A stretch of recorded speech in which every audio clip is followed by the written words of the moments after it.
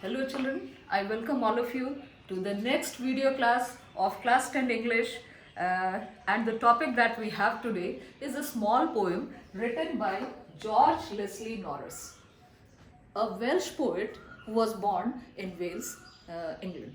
Okay, so this is the poem. Before I begin the poem, I'm going to tell you something about the poet first. After that, I'm going to explain the lines of the poem, and then we are going to deal with the poetic devices, right? But before I begin the poem or introduce the poem to you, I would like you people to ask that have you seen the videos that I uploaded earlier, and have you gone through the videos and understood the videos? If you have, please give your feedback in the WhatsApp group that we have created. Okay, now coming to the poet first. The poem is written, as I said earlier, by George Leslie Norris. George Leslie Norris is a very popular Welsh poet. He's a widely read poet in England. Okay, and he has not only written poems, he has also written short stories. Okay, the poem that we have in store today, the poem that we are going to deal with, that is A Tiger in the Zoo, describes the poor plight, the poor condition of animals when they are, confined within the cages in a zoo. What is the condition? What is the trauma and the suffering and the hardships that they go through? This has been very, very suitably, very, very poignantly, I should say, highlighted or described in this particular poem. So, shall we get started? Before I start the poem, I'm going to read the lines of the poem to you, and after that we will discuss and I will try to explain the meaning of each line. This is a simple poem though. This is not something which you are going to find tough. It is a very simply written poem. It will be easy for you people to understand. So let us start the poem, okay? So here we go. A tiger in the zoo. I should not listen. He stalks in his vivid stripes, the few steps of his cage, on pads of velvet quiet, in his quiet rage. He should be lurking in shadows, sliding through the long grass, near the water hole where plump deer pass. He should be snarling around houses at the jungle's edge, barring his white fangs, his claws, terrorizing the village. The next stanza. But he has locked in a concrete cell, his strength behind bars, stalking the length of his cage, ignoring visitors. He hears the last voice at night, the patrolling cars, and stares with the brilliant eyes at the brilliant stars. George Leslie Norris. Okay, so I will come to the first stanza and I will begin the explanation of the first stanza. So here we go. In the first line of the poem, the poet says, he stalks in his vivid stripes. He has talked about, the poet or the narrator of the poem is talking about two conditions of the tiger. A tiger who lives freely, who is a free animal living in the confines of the jungle. And there is another tiger who is imprisoned in the cage of a zoo. So he has, compared the plight or the condition of these two tigers, and in the first stanza he is comparing the tiger, he's describing the plight of the tiger who is in a zoo, and he says he stalks means walk to and fro, as if he's in an angry and violent mood, he's ready to attack. Okay, so he stalks in his vivid stripes. The tiger has got yellow stripes, and they are so bright and splendid to look at, right? So he stalks in his vivid stripes. He has that stripe. He walks to and fro in that small cage. It is not meant for a tiger. Tiger should be leading a free and fair life, a happy life. But then he's confined in the cage of a zoo. And he stalks it. He's helpless. Look at the helplessness, the pain that the tiger is undergoing. And he says that he stalks in his vivid stripes. He keeps on coming, moving to and fro, walking to and fro. He's angry, obviously. He's depressed, obviously. the few steps of his cage, and there are only a few steps. Had he been in a jungle, he would have roared, he would have, he would have run from place to place, he would have attacked and killed animals, but that is not possible here. Why? He is confined, he is imprisoned within a cage. A cage has got a certain height, length and breadth, so he cannot go beyond the limits of that cage, right? So the few steps, so obviously he's taking only 5 to 10 steps. He comes, by the time he takes 10 or 15 steps, he reaches the one edge of the cage, and then he has to return. So this is what happens. The few steps of his cage, he has taken those few steps, and then again he walks back to the other side of the cage, right? On pads of velvet quoit in his quoit reach. The word, please notice, the word quoit has been, the word quoit has been repeated many times. The meaning is, see, it is an example of repetition. It is an example of repetition. Right, children? A poetic device. I will be explaining those things later on, don't worry. Now here, the poet in the third line says that he has got a padded paw. His paws are made up of soft skin, of soft velvet-like skin. So on those soft paws, he keeps on walking. He keeps on walking very, very quietly, stealthily, as if not to awake, or as to not to, make people aware about its presence. So that's the manner in which this tiger is walking. And he says, the poet says, on pads of velvet quoit in his quoit reach, and he is angry, but he is helpless. So he's just feeling, seething in anger, and he is very angry, but then he is quiet. He cannot do anything. Are you getting me? This is the meaning of the first stanza. I hope you have understood. If you have understood the first stanza, let me take you to the second stanza. The second stanza, first line, he should be lurking in shadows. Now in the second stanza, a tiger who lives freely on his own in the jungle, in the forest, is being described. And here the poet, the narrator, says that he should be lurking, hiding behind the bushes. He should be lurking in shadows. He should be behind the bushes. He should be somewhere hidden. He should be camouflaging himself. He should be hiding himself so that he is not seen, so that he could attack his prey in a ferocious manner. This is the natural trait of a tiger. But unfortunately, a tiger who is confined in the cage cannot do all these things. He cannot live a natural life, right? And then he should be lurking in shadows, sliding through the long grass, and he should be hiding, smoothly walking through the long grass which you find in a forest. And he should be hiding behind those long grass in order to spot, in order to identify his prey, the animals that he preys upon, the animals that he attacks and kills, right? So, sliding through the long grass near the water hole. And where is he sliding? Where is he hiding? He's hiding near the water hole, the water body, or the pond, or it may be a kind of lake, whatever it is there in the forest, and he should be hiding, he should be living there. He should not come out of that particular hiding place. But unfortunately, if you match the second stanza with the first, we find that in the first stanza, the tiger is in a terrible plight, my dear children, right? Whereas in the second stanza, the natural habitat of a tiger has been described. Okay? Now coming to near the water hole where plump deer pass, and the deer, these deers, when they come for drinking water, that's the time the tiger attacks them, kills them and eats them. So he should be involved in those activities rather than being involved in moving to and fro inside a cage. That is not natural for a tiger, according to the narrator. Is that right? Now moving on to the third stanza. He should be snarling around houses, snarling to make a growling sound. He should be making a growling sound. He should be snarling around houses at the jungle's edge. This tiger, he should be. Sometimes you may find these tigers coming out of the confines of the jungle, out of the confines of the, the forest. He sometimes comes out, and when he comes out, what does he do? He snarls.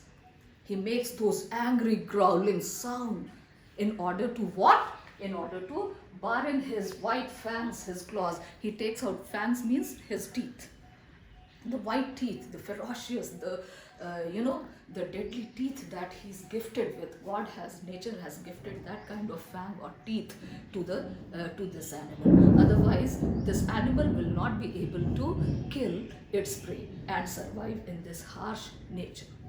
Are you getting me? So that is why the tiger is near all the jungle's edge. So he sometimes comes out of that jungle, and he just passes by the fences or the boundaries of the people who live on the edges, on the sides, on the boundaries of that jungle, and he frightens them with his growling, with his howling, and at times he frightens them with showing off his teeth and his claws. This is what he does. He walks around ferociously, and when people notice a tiger in the backyard, in their locality or area, they are frightened. They are nervous. Okay. Barring his white fangs, his claws, terrorizing the village, and the people of the village of that locality are terrorized, are afraid of this tiger. We have come to the end of the third stanza. Now in the fourth stanza, my dear children. But he is locked in a concrete cell. Now again the poem, the onus of the poem shifts to the cage, the zoo. And in the zoo what happens?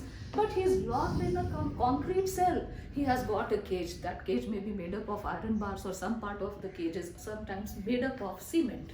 Okay, so he is confined in that iron bar, in that concrete cell. Cell means a prison. Okay, so he's confined, he's imprisoned, he's not free. And what happens? His strength behind bars. He is a ferocious, a very strong, a very powerful animal, isn't it? We know that tigers, panthers, leopards, lions, they are so ferocious and strong, known for their stamina and strength. But that stamina and strength is, my dear children, limited, is hidden behind these bars. He cannot come out, he cannot live his natural life. Even though he cherishes, he dreams about a life of freedom. He dreams about that kind of life, but that is not possible. What has happened? He is hiding all his strength, all his stamina behind the closed confines of a cage. Stalking the length of his cage, ignoring visitors. So what is this tiger, this helpless poor tiger doing? He's just stalking, moving to and fro in the cage, and he's ignoring. He is not a piece of display, for heaven's sake. This is what he's trying to say, that don't look at me as if I'm a thing which is put on display. But then he cannot do anything about it, because when the visitors come to the zoo to watch, to look at the tiger and other animals, he's helpless. He has to perform that show. He cannot hide anywhere. He has to remain in that village, in that cage. And that is what he does. So the only thing which is possible for him is he keeps on walking to and fro inside the cage, ignoring the visitors who have come to see him. Right? Now next, the final stanza of the poem. He hears the last voice at night, and now it is the night time. In this stanza, the poet is again describing the condition of a tiger who lives in a zoo. So he remains awake at night. He is so inactive, he is so dull and boring. He is not able to lead an active life because of the confinement, because of his unnatural habitat. Right? So the poet says he hears the last voice at night. At night, what does he hear? He hears the voice, the sound of sirens, the patrolling cars, the security people, the security officials, those who come to check on him, to ensure that everything is all right. He hears the last sound of those patrolling cars, the sound of the vehicle, and stares with his brilliant eyes. He is a brilliant, ferocious, splendid animal. And he stares at them in his formidable way. He looks at them in a very, very passionate, in a very, very stern way. But then that's all he can do. He cannot go beyond that. He cannot attack them. He cannot kill them. He cannot run to the forest, to the freedom of a forest and live there. Those things are not allowed to him. Right? So, and he stares with brilliant eyes. So that is the only thing which is left. He keeps on looking at the people who have come to check on him, and then he looks at the brilliant stars, and then he looks up in the sky and he watches those brilliant twinkling stars up in the sky, and he looks at them with his brilliant eyes. So what is he doing in the last line? The tiger is perhaps remembering the kind of life that he used to live when he was free in a forest. The kind of freedom that he enjoyed. He was free to do whatever he wanted. He was free to enjoy the rushing waters of the stream. He was free to run here and there in the jungle. He was free to prey on the animals. He was free to spend the night peacefully at night watching the brilliant stars and the glowing moon. So this is what we learned, that every animal, when an animal is confined within a cage, his life becomes limited. His lifestyle gets changed, and that change may not be healthy for that animal. So it is the message of the poem perhaps is that it is always better to, yes, we have to take care of these animals because they are on the verge of extinction. So what is the better way? Should they be caged? Should they be kept inside a prison-like cell, or should they be given some amount of limited freedom? For an example, they can be looked after in a better manner in a national park, forest reserves, and so on. So the poet is trying to give a message that we must be sensitive, we must be a little aware, we must be a little concerned about the poor plight of these tigers and take necessary action in order to save these animals from extinction. Right? Now coming to the poetic devices. The poetic devices are, there are many poetic devices used. For an example, personification. If you look at the lines of the poem, you are going to find that here the tiger has been described in stanza 1. He stalks in his vivid stripes. Stanza 2.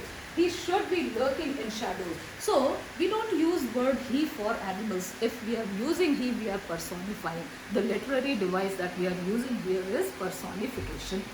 Right? The second poetic device that has been used here is, look at this line, stanza 2, line number 3 and 4. Near the water hole where plump deer pass. There is no punctuation mark in line number 3 and 4. This is an example of enjambment.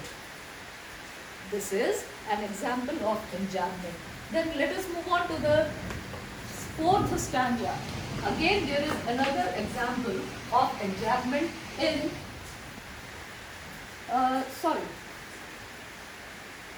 yes, this is his strength behind bars. Look at these two lines. But he is shocked, stanza 4, but he is locked in a concrete cell. His strength behind bars. Again, an example of enjambment. Okay. The next poetic device is the rhyme scheme. The rhyme scheme, if you notice, all the lines, all the stanzas have the rhyme scheme A, B, C, B.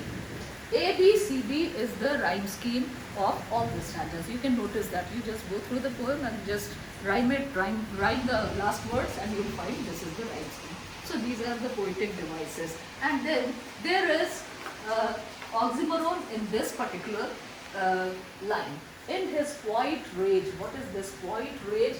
Oxymoron. This is an example of oxymoron. O-X-I-M-O-R-O-N. What is the meaning of this poetic device? The meaning is when two opposite words are used side by side. Such a use in a poem or in a prose is an example of oxymoron. Okay, so quiet, rage. He's quiet. He shouldn't be quiet when he's angry. And rage, he's angry, he's seething, he wants to do something violent, but he's quiet. An example of oxymoron. So that's all we have. I will be uploading the assignment questions in the school app and also in the student portal of our school website. Just go through those questions and complete all those questions in the fear portal. Okay? Bye-bye and take care.